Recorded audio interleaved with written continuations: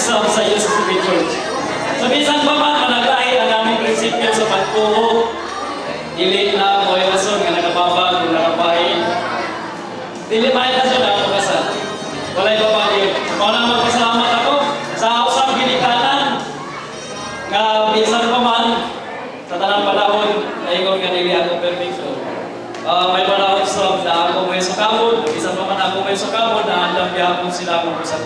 Alalay sa ako tabag na din ako mailala sa katilimban, ito muli sa katilimban ng bayo. Sa ako sa na mga amigo, mga paryente, na bisan kalasog sa amo, sa budlingin, diyan rin ihatag panahon, aron pagsaksi sa among kasal, sa among kasal, unsa ka malipayon, ang adlaw, na diin, isaon mo daw ang among pamilyon. Sa paryente, sa ako asawa, kanya karon bisan nasod sila yari ang namang pagtampong pagsaksi sa akong kasal. Sa akong kawanan dito sa Dinagat, ang Asay Group, bisan nakakalaso ang Dinagat, nagkulot pa o dagat lagi. So liyang yapon sila, nihatag o panahon. So Kuya Tunson,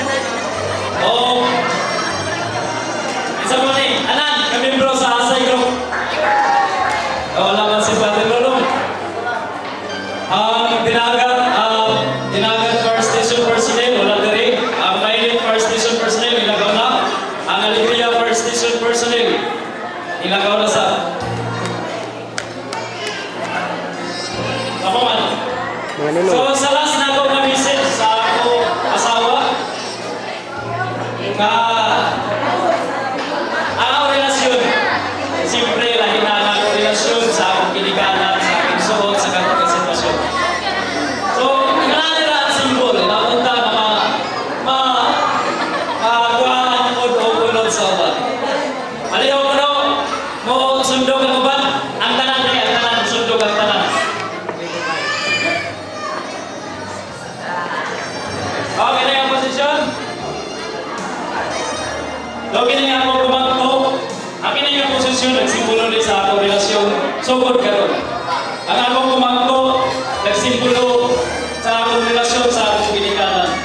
So kan sa akong pagkatao, ako na mo, kutog karon nga daw. Nag-ikuban ako kanila, pero may panahon nga pupulag ako.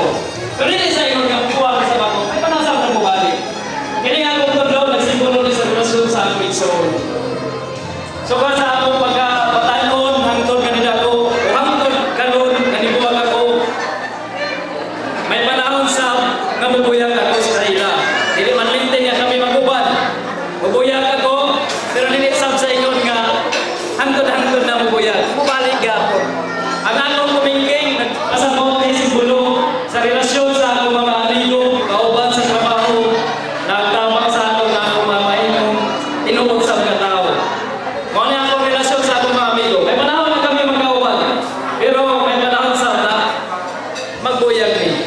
Pero kini nga akong sa tawagan ni Ilong Tingger, nagsimbolo ni tinuod o lingkod nga pundasyon sa among kaminyoon. Nabisan pa man, managlahi ang among prinsipyo sa pagtuo. Inautong na sugod karon, mahimo o mabuo ang angkay usa.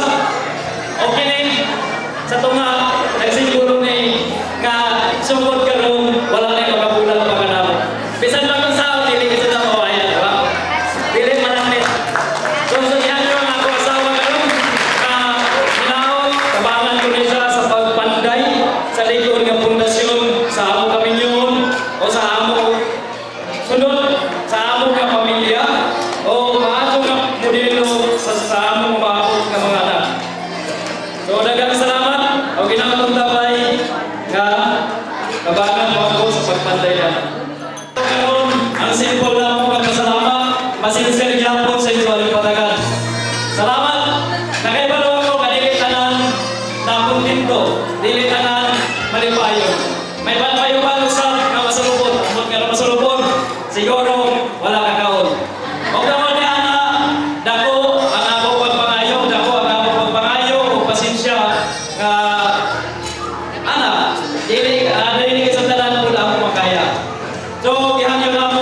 hangin jud ako kapagsabot o ginawon ta nga inyo may masabtan. So salamat, salamat ug daghang salamat.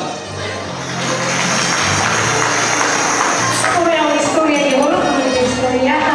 Kita ko, ang awal lamang nagpasalamat ko sa inyong tanan, yan mo, nag-witness mo sa among kasal.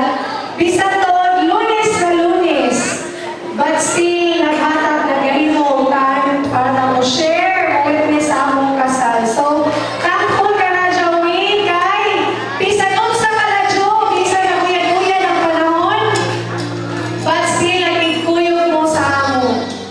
So, sa tanan, daghang salamat kung ta nag-enjoy po mo.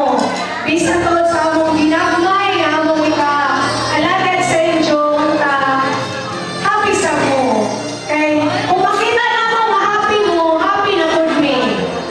That's all, thank you. Kaming haniling. Unsa, kanang sila duha boardmate na.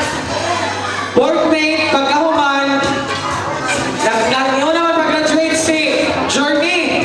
Dito na-assign sa Dinaga, nagkabuyag, unsa. Kung sila kasugyan hapon, no? Diba? Grabe na story po na nila. Kay, pagbalik sila kay Journey, nakadyo number, text, mga pa rin itong mga time na broken hearted si haniling. Unsa, mao na to, panguyab na dyan, o, sugot, wak pa nagis ka tuwing, siguraduhon ka dyan, nga, matayimingan. O, diba? So, timing, time ka dyan, time sanan, ang love will always find a way. Diba? So, again, this is your host, Sean Crisosa, saying, congratulations to the newlywed couple, and thank you so much, everyone.